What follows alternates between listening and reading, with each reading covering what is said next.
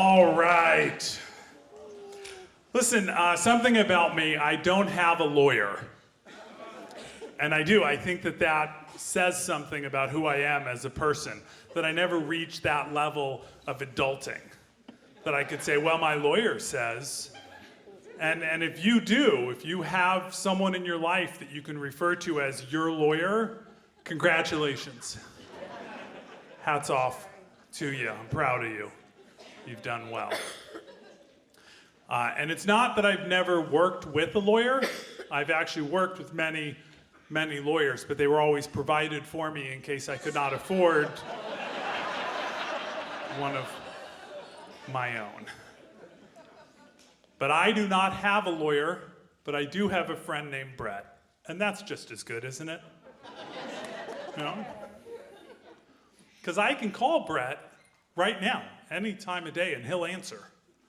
And when he answers, if I yell, Wilson, that's his cue. And he'll yell back, Jensen, and start pretending to be my lawyer. Fake lawyer is a very good thing to have. And I'll say something ridiculous like, Wilson, I'm at the coffee shop, and they're trying to charge me for refills. And he'll say, they what? That's his main lawyerly skill, feigning indignation. Charging you for refills. Haven't they heard of Jones versus Starbucks 2011? Open and shut case, Jensen. We're gonna nail their balls to the wall. He's always nailing balls to walls. That's his go-to move, and I don't think it's that lawyerly, honestly.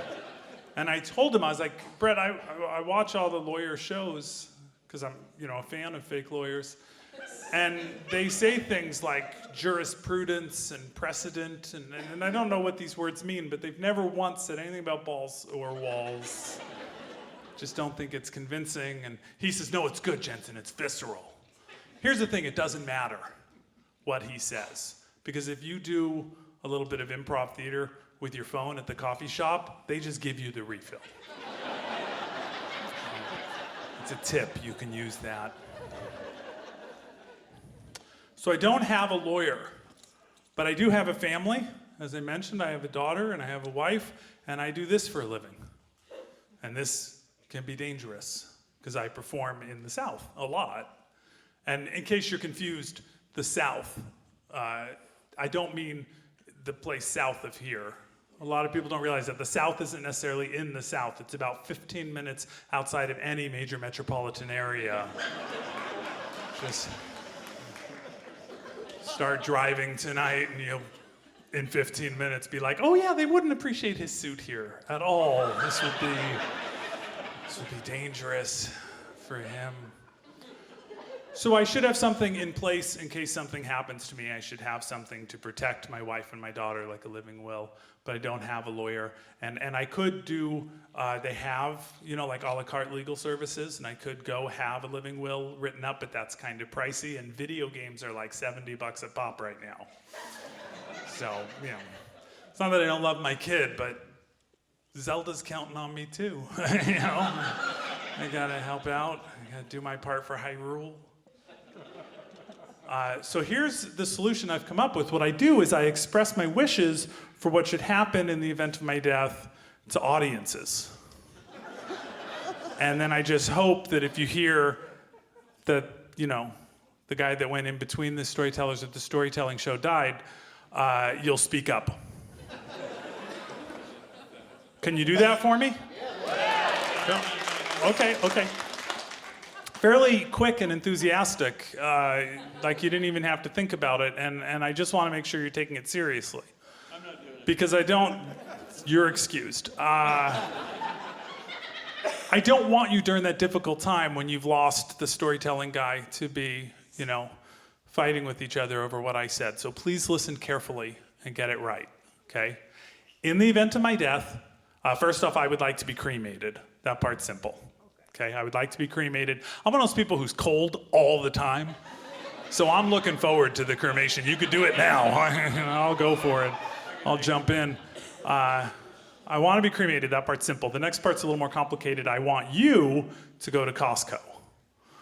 okay? You can use our membership card. Half our neighborhood uses it. They don't check ID at the South Sac location. That's another tip for you.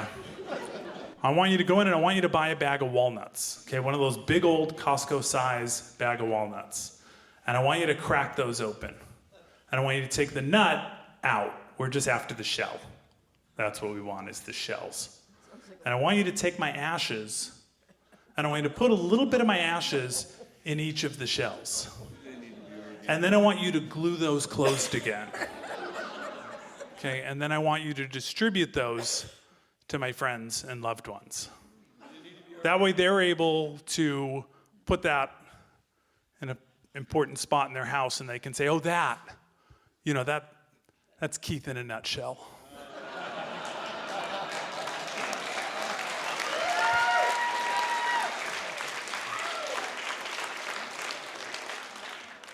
Now, I told you that joke so that I can tell you this story about that joke. I'm in my 50s. I am changing what I expect out of life. I have stopped practicing my Grammy acceptance speech. I've stopped watching for Pulitzer Committee to contact me. We have other ways of feeling important. And that little joke, a little walnut shell joke, I put that on the TikTok, and it went viral. Now, when I say it went viral, it went viral for me. It's like dog years. In Keith years, it went viral. Not millions, but at least tens of thousands, maybe hundreds, which was good. I was very happy. And with Gen Z and with millennials. And I hear from other comedians that those generations don't actually enjoy comedy. And I'm like, oh, I don't know what you're doing wrong, Jerry. They like me. Seem to like me a lot.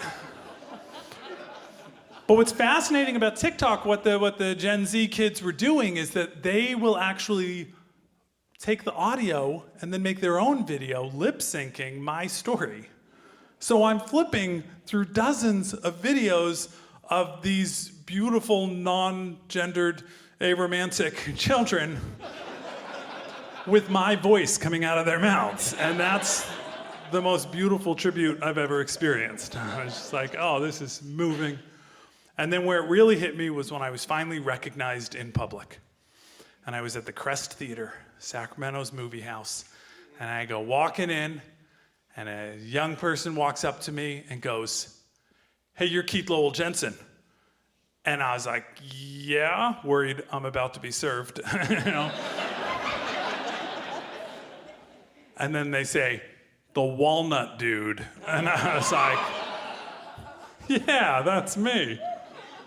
And they said, I love you, man. And they reach in their pocket, their very deep, deep pocket, and they pull out an ice-cold can of Pabst Blue Ribbon.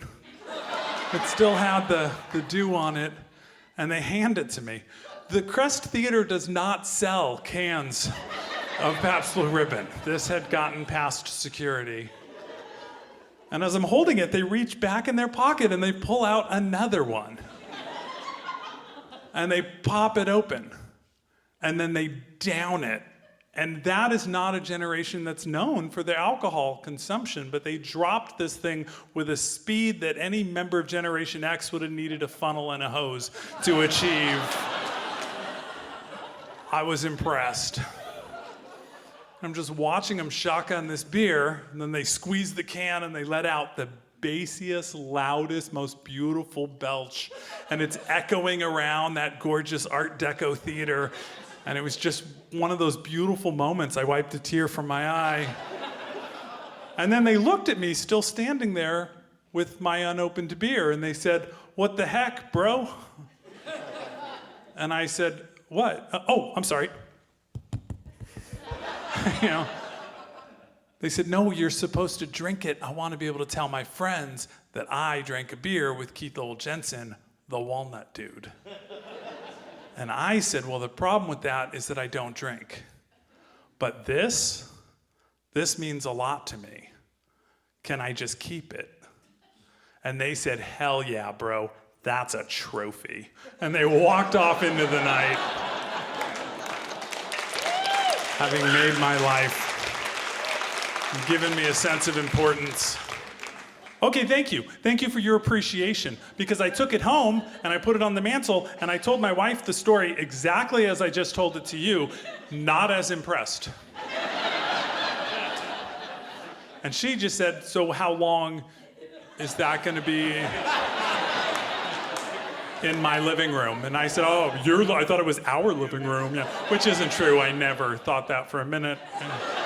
She doesn't even ask me before she gets curtain rings anymore. It's definitely her living room. I said, forever. That is a trophy. That's one of my proudest life's accomplishments. And I'm gonna tell everyone about it. It needs to be right there, centerpiece in our home. She goes, okay. She moved on because she knows better. And I stuck with it. We moved several times, and every time I took my can and I put it in a place of honor in the new house. And finally we moved into the house we're in now. And I went to grab my can and I couldn't find it. And I went to her and I said, where's my Pabst Blue Ribbon can? And she said, since when am I in charge of keeping track of your stuff? And I said, since always. I have severe ADHD and you've done this for me from the moment you met me. Where's my can? She said, I don't know where your can is. I said, I bet you don't. And I was mad, but I didn't want to fight. I went and I set up our Wi-Fi and I opened my laptop to try to find some distraction, and I checked my email and I got the most beautiful, touching email. A woman wrote me and she said that she had just lost her mother and had gone through hospice with her mom. And during the hospice, they spent time watching my comedy videos and laughing together. And I said, wow, that's touching and beautiful. I'm glad that I was able to give you those laughs. And she said, your walnut joke killed her. And I said, oh my God, I'm sorry. And she's like, no. Poor choice of words. It was the cancer. But she loved the walnut joke. It made her laugh really hard. And I thought the conversation was done then. I said, thank you for taking the time to tell me that. It means a lot to me. And she said, no, I mean, she really loved it. I said, I get it. Cool. She said, I don't think you do. I mean, she loved it so much that knowing she was at the end, she said to me, let's do it. And she did it. And I said, wait a minute, are you telling me that your mom's ashes are in walnut shells? And she said, scattered all around the world. And then she said the most two beautiful words I've ever read. And I've read Octavia Butler and Mark Twain and Hemingway. I've never read anything as beautiful as these two words. She said, want one?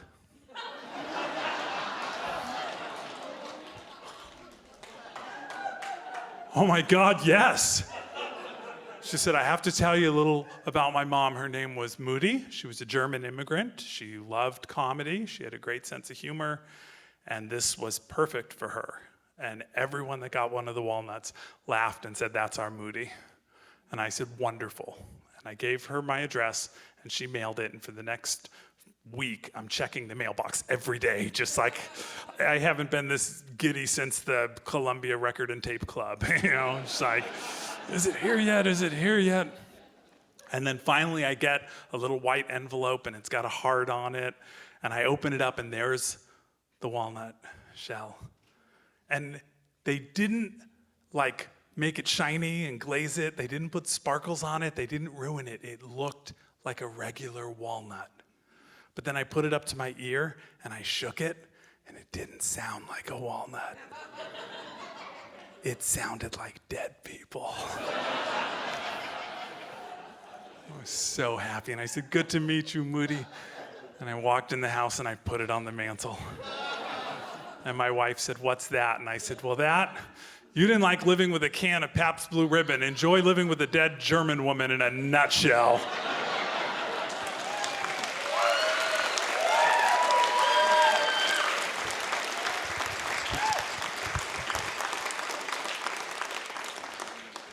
That's really the end of the story. But because some of you actually are angry at my wife right now, I feel obligated to tell you that years later I found out that my friend Johnny Taylor drank my can of Pabst Blue Ribbon while helping me move. So how dare you judge that woman? Never did anything but help me. Santa Sofia!